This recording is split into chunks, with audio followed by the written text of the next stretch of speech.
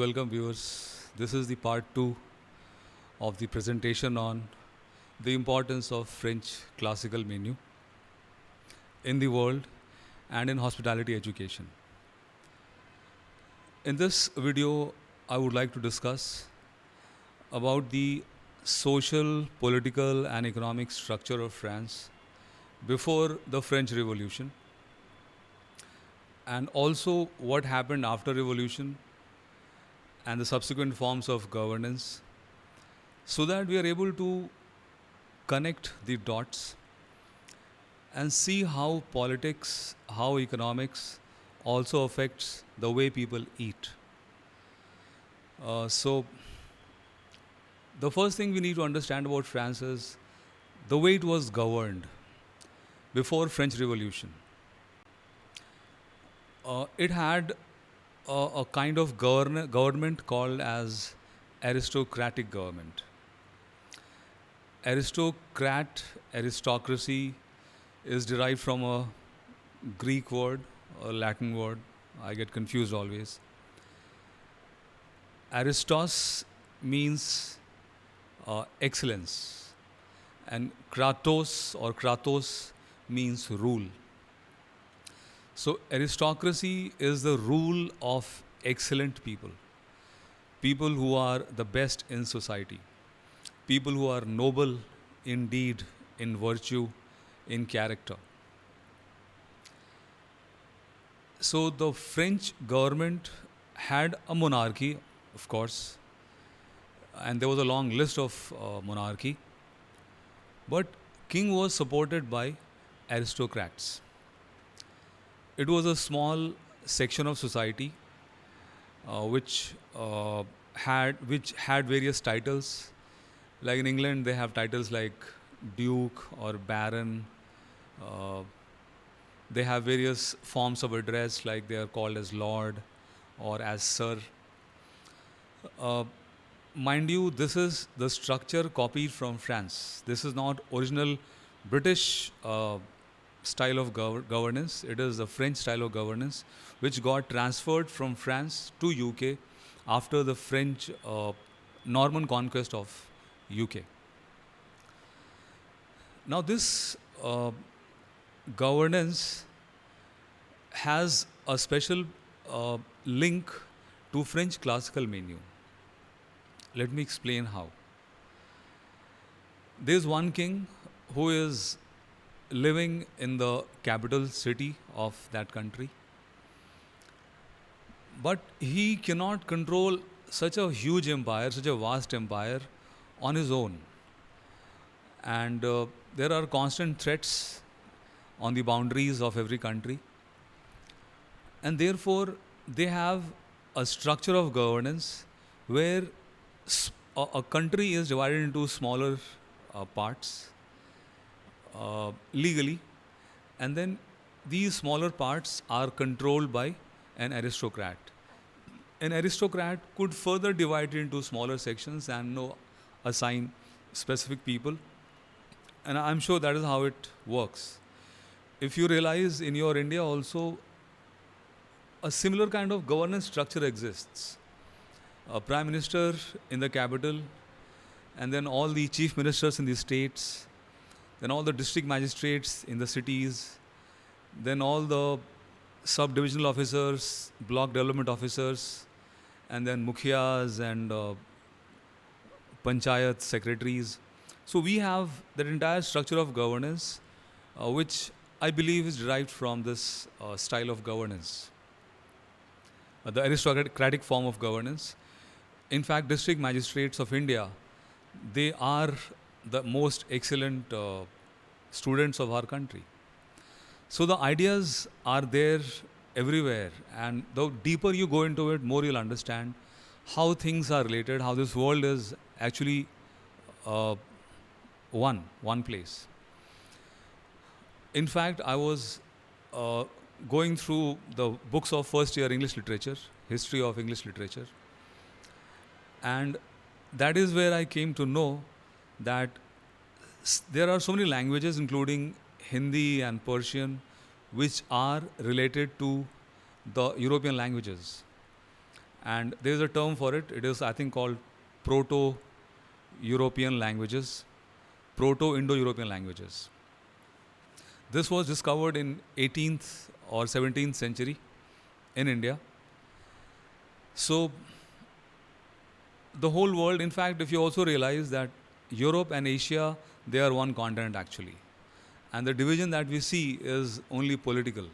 Geographically, it is one continent. So many of the things that are there in Europe, you'll also find in India. So this governance structure, the king and the aristocrat, this made it necessary for the king to interact with his aristocrats for two reasons. Number one, to get information, to get the tax, the revenue, and second, also to maintain a cordial relationship with these strong people.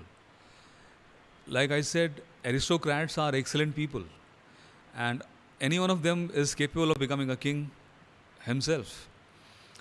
And therefore, king has to keep them in good humor. And that, I think, could be the reason for regular feasts organized by the king, and the invitees were these aristocrats.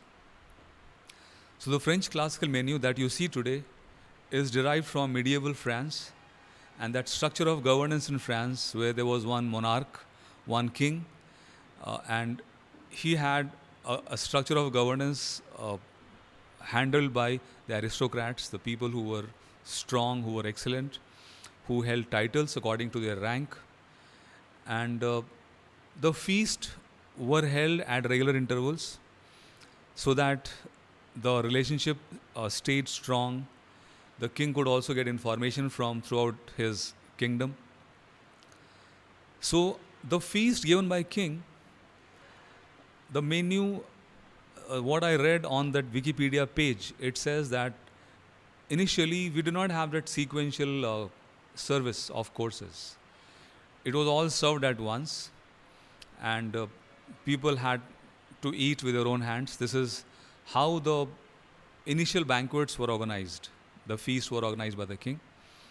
And gradually, I'm sure, as royal chefs, they noticed some difficulties in the process.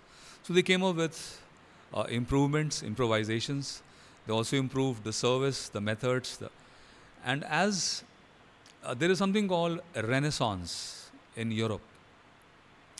Renaissance was a phase in Europe which they call by various names like reawakening, going back to our roots, going back to our Latin and Greek roots, getting the wisdom of the past philosophers, transmitting the knowledge through pleasant means like through art, through paintings, through literature. So Renaissance was popularized because of the printing press. And we will see in another video why printing press also made French cuisine so popular and so widespread. But as of now, in this video, we have understood about the king and the aristocrat and the feasts. We have also learned about the service all at once. And we have to understand that chefs are always improving. It is human nature. Tireless striving, stretching its arm towards perfection, in the immortal words of poet Rabindranath Tagore.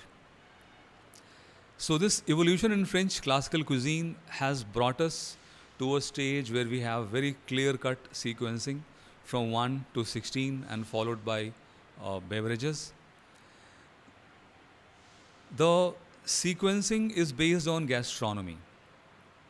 What is gastronomy? Gastronomy is the food, eating habits, the ingredients, the wisdom of eating. The wisdom of eating and serving is called gastronomy. In second year, food production syllabus, we have regional cuisine. And in India, we have different regions with very distinct cuisine. I think we all are aware of that. South Indian cuisine is totally different.